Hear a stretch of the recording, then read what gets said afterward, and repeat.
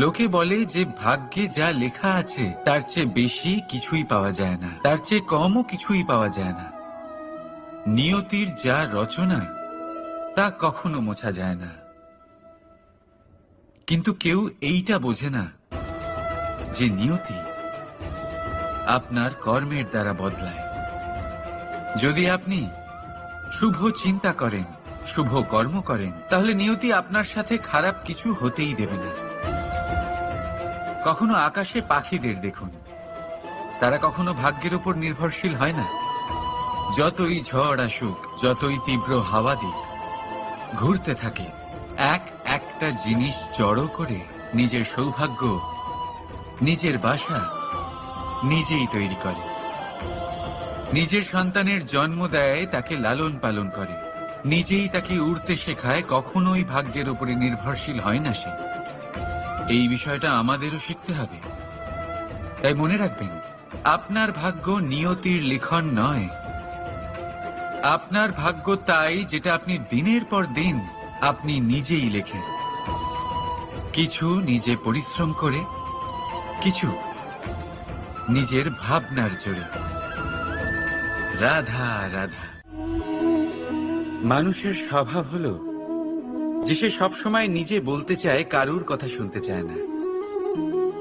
কিন্তু তার এই স্বভাব তাকে এক বিশাল বড় জ্ঞানের থেকে দূরে সরিয়ে রাখে, সামনের মানুষের ব্যক্তিত্বের জ্ঞানের থেকে দূরে। তাই যদি আপনি কাউকে চিনতে চান, কাউকে বুঝতে চান, তাকে থামাবেন না, শুধু বলতে দিন। কারণ একজন ব্যক্তির ব্যক্তিত্ব লুকিয়ে থাকে তার কথার মধ্যে, আর তার আসল পরিচয় লুকিয়ে থাকে তার শব্দের পেছনে। বলতে দিন, আস্তে আস্তে আপনি সব বুঝতে পারবেন। এটাই তফাৎ হলো একজন সাধারণ মানব আর একজন মহামানবের মধ্যে। এক যে কাউকে বলতে দেয় না, আর এক যে সবার কথা শুনে। তাহলে সিদ্ধান্ত আপনার, আপনি কি সাধারণ হতে চান না অসাধারণ? কারণ এই ভবিষ্যৎ আপনার। রাধা রাধা। ভাগ্য আর কর্ম, এই দুই এমন শব্দ যাকে ঘিরে সমগ্র সংসার। কেউ বলে আমার ভাগ্যে এটা ছিল না, যা পেলে আমার জীবন অন্যরকম হতো। কেউ বলে আমার গত জন্মের কর্ম নিশ্চয়ই এমন ছিল, যে কারণে এই জন্মে এরকম ভাগ্য পেয়েছি আমি। এসব বাদ দিন আর একবার শান্ত চিত্তে ভাবুন। আপনি বুঝতে পারবেন যে ভাগ্য আর কর্ম এই দুই এই জন্মের। তফাৎ শুধুমাত্র এটাই যে যদি ভাগ্যের কথা বলা হয়, তাহলে আপনি এই ভাগ্যের থেকে যত বেশি আশা করবেন তত বেশি নিরাশ হবেন আপনি। কারণ এই আশা আপনাকে কর্ম করা থেকে আটকায়। যদি কথা বলা হয় কর্মের, তাহলে নিজের কর্মের প্রতি যত বিশ্বাস রাখবেন তত বেশি সফলতা আপনার কাছে আসবে। তাই একটা কথা মনে রাখবেন, ভাগ্য আপনার কর্ম নির্ধারণ করে না, কিন্তু আপনার কর্ম আপনার ভাগ্যকে অবশ্যই নির্ধারণ করে। রাধা রাধা। এই সংসারে আলোর উৎস কি? সূর্য। এই সংসারে মিষ্টি জলের উৎস কি? নদী। এই সংসারে উচ্চতার প্রতীক কি হয়? হিমালয় পর্বত। আমরাও জীবনে এরকমই হতে চাই, সূর্যের মতো তেজস্বী হতে চাই, নদীর মতো পূজনীয় হতে চাই, হিমালয় পর্বতের মতো উচ্চতা লাভ করতে চাই। সব ঠিক আছে, কিন্তু তার জন্য আমরা কাজ কি করি? যদি এরকম আমরা হতে চাই, তাহলে সবার আগে সূর্যের মতো নিজেকে উজ্জ্বল করুন। সূর্যের সব থেকে বেশি আলো নিজের অন্তরে থাকে। নদীর মতো নিজের পথ নিজেই তৈরি করুন। পাথরের সাথে ধাক্কা খাওয়ার পরেও থেমে না যাওয়া শিখুন। হিমালয় পর্বতের মতো উচ্চতা লাভ করতে হলে সেটার মতো অটল থাকতে শিখুন। একটা কথা অবশ্যই মনে রাখবেন, নিজেকে জ্বালাবেন তবেই সংসারকে আলোকিত করতে পারবেন। রাধা রাধা। প্রতীক্ষা, প্রয়াস, এই দুই জীবনের অভিন্ন অঙ্গ। দেখতে গেলে আমরা জীবনে কারোর না কারোর প্রতীক্ষা অবশ্যই করি। সে কোনো ব্যক্তি হোক বা সময় হোক বা কোনো ভাবনা, সবকিছুই হতে পারে। আর দেখতে গেলে সব সময় কেউ না কেউ কিছু প্রয়াসও করে চলেছে। যেমন সাফল্য আসার প্রতীক্ষা, বিফলতা যাতে না আসে তার জন্য প্রয়াস, সুখ আসার প্রতীক্ষা, দুঃখ যাতে না আসে তার জন্য প্রয়াস। এবার প্রতীক্ষা আর প্রয়াসের মধ্যে এক ঘনিষ্ঠ সম্পর্ক রয়েছে, আর তা হল যিনি প্রতীক্ষা করেন তিনি ঠিক তাই পান যা একজন প্রয়াস করা ব্যক্তি পেছনে ফেলে আসে। তাই প্রতীক্ষা নয়, প্রয়াস করুন। এই প্রয়াসের মধ্যেই সুখের চাবিকাঠি রয়েছে। রাধা রাধা। মানুষ কর্ম করেন। আমি বারংবার বলি যে ফলের আশা করবেন না। তাও মানুষ কোথাও না কোথাও নিজের কর্মের বদলে কোনো না কোনো ফলের আশা অবশ্যই রাখেন। কখনো তিনি সফল হন, কখনো অসফল। সেই জন্যই আমি বলি যে ফলের আশা কখনো রাখবেন না, কারণ সাফল্য বা অসফলতা মনের মধ্যে রাখলে কখনো কোনো লাভ হয় না। যদি সাফল্য মনের মধ্যে রাখেন তাহলে অহংকার জন্ম নেবে। যদি অসফলতা মনের মধ্যে রাখেন তাহলে এক হীনমন্যতায় আপনি ভুগবেন, যা দিয়ে কোনো শুভকর্ম হবে না। সেই জন্য শুধুই কর্ম করে যান, কর্মেই মগ্ন থাকুন। আর আসুন আমার সাথে ভালোবেসে বলুন, রাধা রাধা। বন্ধু আর শত্রু, প্রত্যেকের জীবনের একটা বড় অংশ এর উপরে নির্ভরশীল হয়ে থাকে। আপনার জীবনে সফলতা আর অসফলতাও এর উপরে নির্ভরশীল। কিন্তু এই বন্ধু এবং শত্রুদের খুঁজে পাওয়ার জন্য আপনাদের বাইরে যাওয়ার প্রয়োজন নেই, কারণ এরা স্বয়ং আপনার ভেতরেই আছে। আপনি যদি বিনম্র থাকেন, যদি আপনি নিরন্তর প্রয়াস করতে পারেন, তাহলে আপনার কোনো বন্ধুর প্রয়োজন নেই। যদি আপনার মধ্যে অহংকার থাকে, যদি প্রতি কথায় আপনার মধ্যে ক্রোধ উৎপন্ন হয়, তাহলে আপনার শত্রুর কোনো প্রয়োজনই নেই। নিজের অন্তরের এই বন্ধু ও শত্রুকে চিনুন, আর আমার সাথে ভালোবেসে বলুন, রাধা রাধা। একে চিনতে পারলেন? একে কুঠার বলা হয়। আপনারা জীবনে কোথাও না কোথাও কোনো না কোনো রূপে এটা দেখেই থাকবেন। একটা ব্যাপার নিশ্চিত, এই কুঠার ছাড়া কোনো বৃক্ষকে কাটতে পারা সরল নয়। এবার আপনি কখনো এটা ভেবেছেন, এই কুঠার, এর এই অংশ, এর মুখটাই যদি না থাকে তাহলে কি হবে? এ শুধুমাত্র কোনো বৃক্ষই নয়, তার কোনো ডালও কাটতে সক্ষম হবে না। এবারে ভাবুন, এই শুকনো কাঠের হাতল এ আমরা কোত্থেকে পেলাম? কোনো এক বৃক্ষ থেকেই। সেই ডাল যাকে কেটে ফেলা হয়েছিল, এক বৃক্ষকে কাটার জন্য এই ডালই শস্ত্ররূপে প্রস্তুত। আমাদের জীবনে আমাদের প্রিয়জন, আমাদের আপনজন যখন সময় কখনো কখনো তাদের সঙ্গ না দেয়, যদি তারা দৈন্য দশায় থাকেন, তাহলে তাদের সঙ্গ কখনো ছাড়বেন না। ওনাদের প্রয়োজন শুধুমাত্র মনোবল। তা তাদের দিন, তাদের সাহায্য করা আপনার কর্তব্য। হয়তো তাদের সাথে থেকে আপনার কোনো লাভ হবে না, কিন্তু তাদের দূরে থাকাতে আপনার ক্ষতি অবশ্যই হতে পারে। সর্বদা সাহায্য করুন। সঠিক সময় আসলে তা আপনার সহায়ক অবশ্যই হবে। রাধা রাধা। আমাদের মধ্যে বেশিরভাগ মানুষেরই এই অভিযোগ থাকে যে মানুষ তখনই আমাদের স্মরণ করেন যখন সেই সময় আসে যখন আমাদেরকে প্রয়োজন হয়, যখন কোনো কাজ থাকে। যখনই এই সময় পেরিয়ে যায়, তাদের কার্যসিদ্ধি হয়ে যায়, তারা আমাদের থেকে দূরে চলে যান, ভুলে যান আমাদের। এবার এই বিষয়ে ভেবে খারাপ অবশ্যই লাগে। এই পরিস্থিতিকেই অন্য এক দৃষ্টিভঙ্গি দিয়ে দেখার চেষ্টা করুন। মনে রাখবেন, মানুষ প্রদীপের সন্ধান তখনই করেন যখন তার জীবনে অন্ধকার থাকে। আপনি প্রসন্ন হয়ে উঠুন, কারণ আপনার কাছে সেই সুযোগ আছে যে কারোর জীবনে প্রকাশের কিরণ আনতে পারছেন, কাউকে সঠিক পথ দেখাতে পারছেন, কারোর সহযোগিতা করতে পারছেন, এই পুণ্য অর্জন করতে পারছেন। কারোর থেকে কোনো আশা রাখার দরকার নেই। যার আপনাকে যতটা প্রয়োজন তাকে ততটাই সাহায্য করুন, ততটাই সবাইকে প্রেম বিতরণ করুন। আর এই প্রেমের ভাব নিয়েই আমার সাথে বলুন, রাধা রাধা। এটা সেই নৌকার প্রতিরূপ যা আমাদের নদী পার করায়। এবার বিষয়টা একটু ভেবে দেখুন, সেই বিশাল নৌকা যা আমাদের নদী পার করায়, সেটার নির্মাণ নদীতে নয়, ডাঙায় হয়। আর যদি আমরা এটাকে নদী অবধি পৌঁছতে চাই, তাহলে আমাদের দরকার পড়ে কোনো গরুর গাড়ির অথবা ঘোড়ার গাড়ির। তার সাহায্যে একে বহন করা হয়।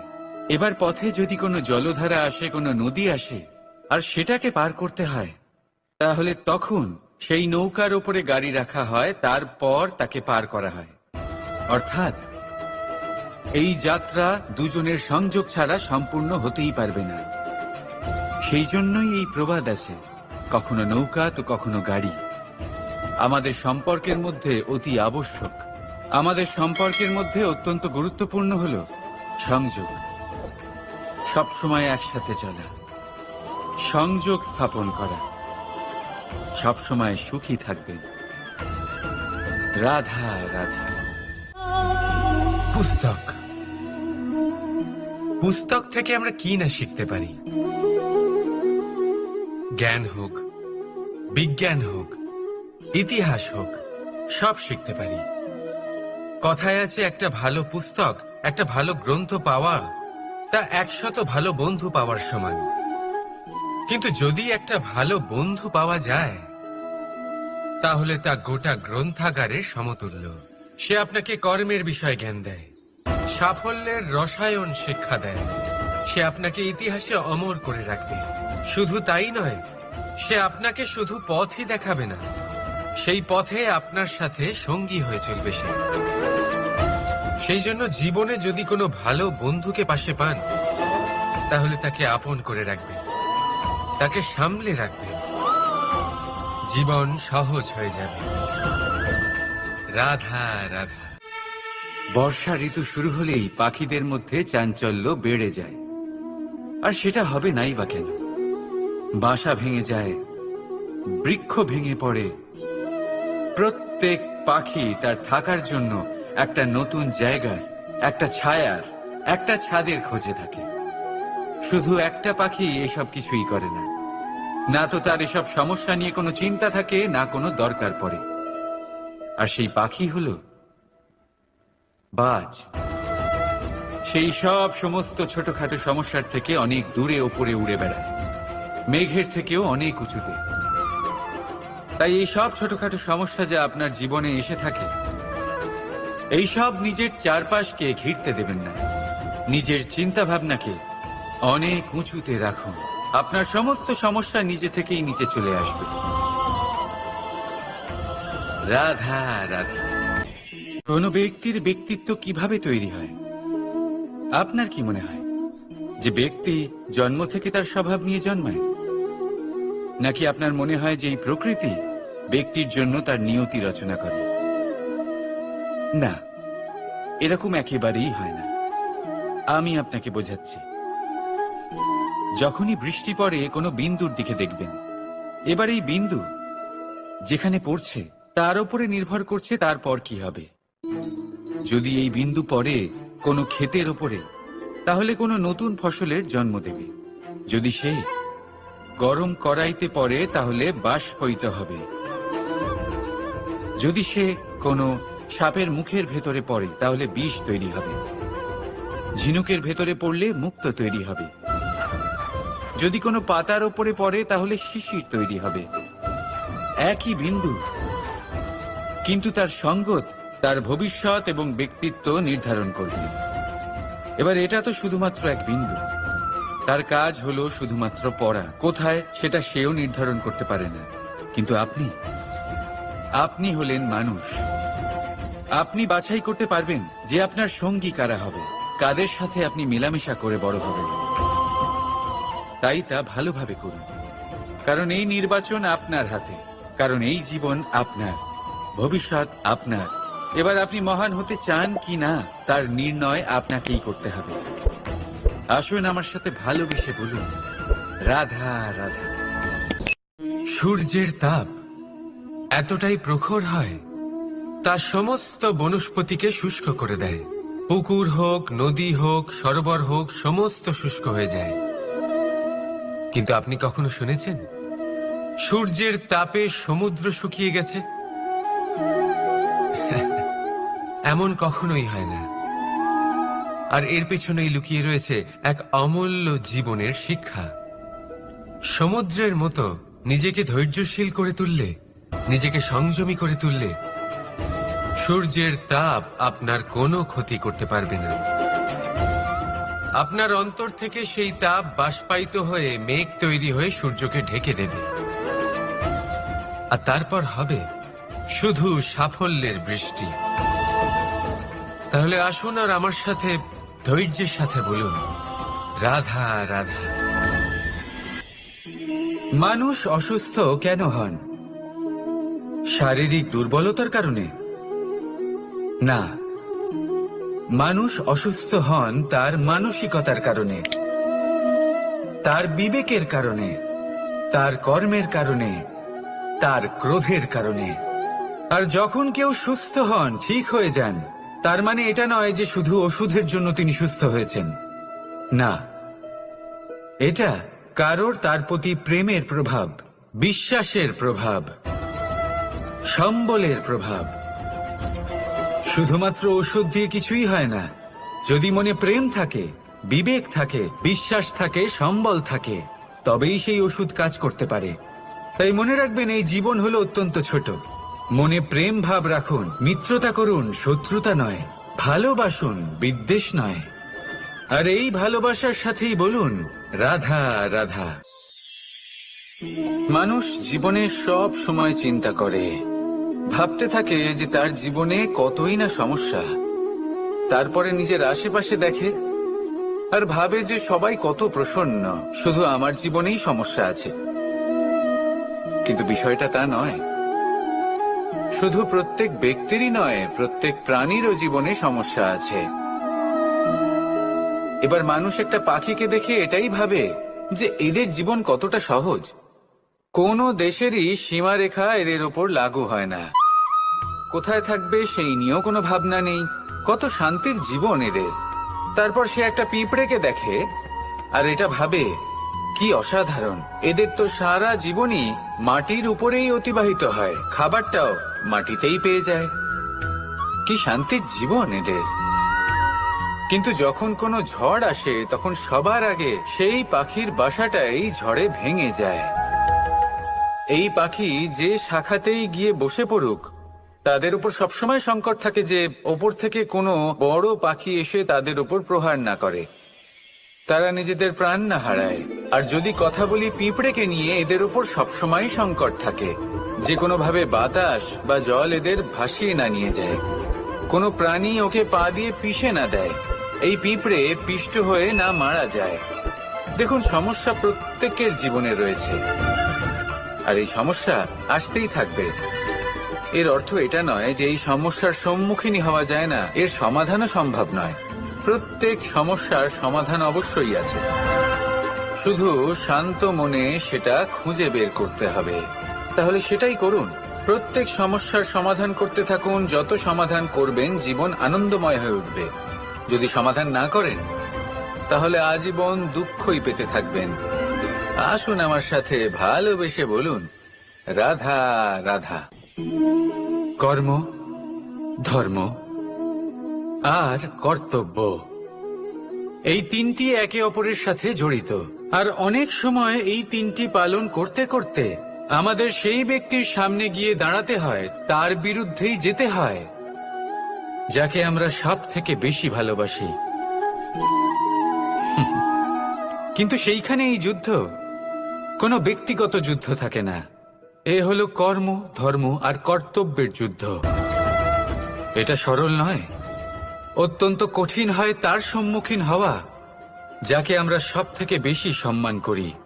কিন্তু আমাদের তো আমাদের ধর্মের পথে চলতেই হবে, কারণ আমরা কর্মবদ্ধ, কর্তব্যবদ্ধ, আর এটাই করা উচিত।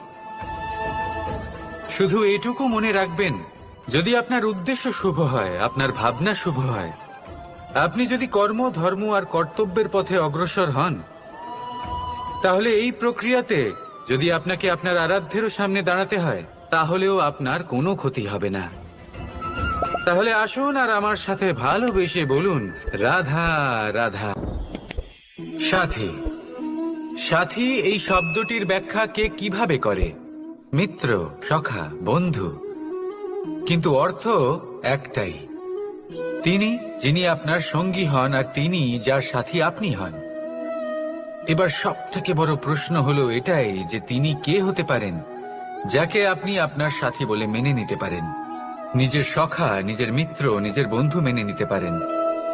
আপনার সাথী হলেন তিনি যিনি দুঃখের সময় আপনার পাশে থাকবেন, আপনার হাত ধরে থাকবেন। আপনার সাথী হলেন তিনি যার হাত আপনি নিজের সুখের দিনে ধরে থাকবেন। সেই সাথীরই হাত ধরুন যিনি দুঃখে সবসময় আপনাকে সাহায্য করার জন্য তৎপর হয়ে থাকেন, আপনার পাশে থাকেন, আর যাকে সুখের দিনে আপনি আপনার সাথে রাখতে পারেন। আর যখন আপনার সাথে আপনার এই সাথী থাকবে, তখন আপনি এটা বুঝবেন যে যখন জীবনে দুঃখ আসে, তখন এই দুঃখ কমে যায়, সবার মধ্যে ভাগ হয়ে যায়। আর যদি তখন সুখ আসে, তাহলে সেটা সবার উপস্থিতিতে আরো বেড়ে যায়।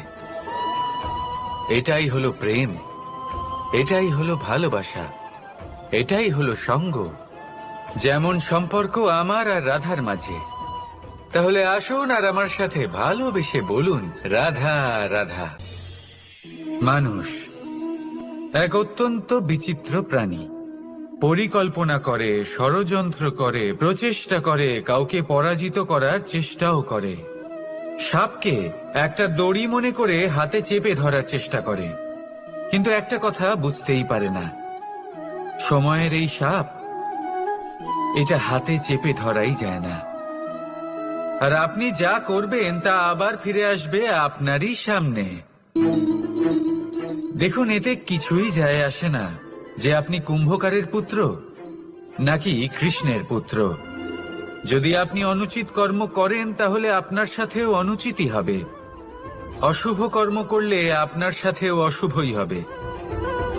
কুরু বংশ, অত্যন্ত মহান বংশ ছিল এই কুরু বংশ। কি হলো তার সাথে? একটা গোটা বংশ বয়ে গেল, কারণ ওনাদের উদ্দেশ্য অশুভ ছিল। অন্যদিকে 5 জন বনবাসী পাণ্ডব মহাভারত বিজয়ী হলেন, কারণ তাদের উদ্দেশ্য শুভ ছিল। তাই মনে রাখবেন, শুভ অগ্নি প্রজ্বলিত করবেন, শুভ তাপ সঞ্চার হবে। অশুভ অগ্নি প্রজ্বলিত করবেন, নরকেই জ্বলতে হবে। তাহলে আসুন আর আমার সাথে ভালোবেসে বলুন, রাধা রাধা। জীবনে এমন কিছু কাজ রয়েছে যা আপনাকে একাই করতে হয়, আর এমন কিছু কাজ রয়েছে যা আপনাকে একসাথে মিলে করতে হয়, একজোট হয়ে, সঙ্গবদ্ধ হয়ে। এবার সঙ্গবদ্ধ বলতে কি বোঝাতে চাইছি? আমি তাদের কথা বলছি না যারা বাস্তবিকভাবে একে অপরের সাথে কাজ করেন। আমি তাদের কথা বলছি যারা একে অপরের থেকে দূরে থেকেও একে অপরকে বিশ্বাস করেন। আমি আগেও বলেছিলাম, সমস্ত বিশ্বের আশা বিশ্বাসেই বসবাস করে, তাই না? তাই যেখানে সমস্ত বিশ্ব আছে, সমস্ত সংসার আছে, সেইখানেই বিশ্বাস রয়েছে। তাই আপনার আশেপাশে এমন দল সঙ্গবদ্ধ করুন যাদের আপনার উপর বিশ্বাস আছে আর যাদেরকে আপনি বিশ্বাস করতে পারেন। তাহলে আসুন আর আমার সাথে ভালোবেসে বলুন, রাধা রাধা। আমরা যে মানুষকে চাই, যাকে আমরা ভালোবাসি, তাকে একটা উপহার অবশ্যই দিতে চাই। এমন এক উপহার যা ওনার ভালো লাগবে, যা শ্রেষ্ঠ হবে, অতি প্রিয় হবে। বহুমূল্য হবে বা বলতে পারেন মূল্যবান হবে। তাই আমরা কি করি, আমরা বাজারে যাই, তার জন্য স্বর্ণ, আভূষণ, হিরে, মুক্তো এইসব নিয়ে আসি। কিন্তু এটাই কি সর্বশ্রেষ্ঠ উপহার? কখনোই না। সর্বশ্রেষ্ঠ উপহার হলো স্বাধীনতা, তাকে নিজের মনের মতো বাঁচার স্বাধীনতা। যদি আপনি কাউকে স্বাধীনতা না দিতে পারেন, তাহলে সে কোথাও না কোথাও বন্দী হয়ে যায়, তার বিকাশ কোথাও না কোথাও আটকে যায়। কিন্তু যদি আপনি কাউকে স্বাধীনতা দিতে পারেন, তাহলে আপনি দেখবেন ও সমস্ত সংসারকে, এই জীবনকে নিজের দৃষ্টিভঙ্গি দিয়ে দেখবে, বুঝবে যে কোনটা হলো উচিত আর কোনটা হলো অনুচিত। আর এটাই হলো সর্বশ্রেষ্ঠ। আর এবার যদি কাউকে স্বাধীনতার মাধ্যমে এত বড় একটা শক্তি দিতে পারেন, তাহলে আপনি আমাকে বলুন, এর থেকে বড় উপহার আর কি হতে পারে? আসুন আর আমার সাথে ভালোবেসে বলুন, রাধা রাধা। পিতা আর পুত্রের সম্পর্ক অত্যন্ত মধুর হয়ে থাকে। পিতা স্বপ্ন দেখেন, তাকে পূর্ণ করার সকল সম্ভাব্য চেষ্টা করেন, কিন্তু তাও অনেক সময় ওনার স্বপ্ন অপূর্ণ থেকে যায়। তখন পিতা ভাবেন যে স্বপ্ন উনি পূর্ণ করতে পারেননি, ওনার সন্তান তা অবশ্যই পূরণ করবে। যে স্থানে উনি কখনো পৌঁছতে পারেননি, সেই স্থানে ওনার পুত্র অবশ্যই পৌঁছবে।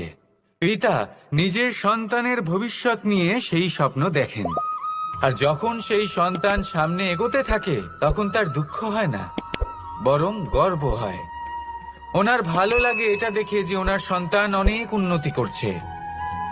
কিন্তু যখন সন্তান নিজের অভিভাবকের শক্তি দেখে, তার যশ দেখে হিংসা করতে থাকে, সমস্যা সেইখানেই শুরু হয়।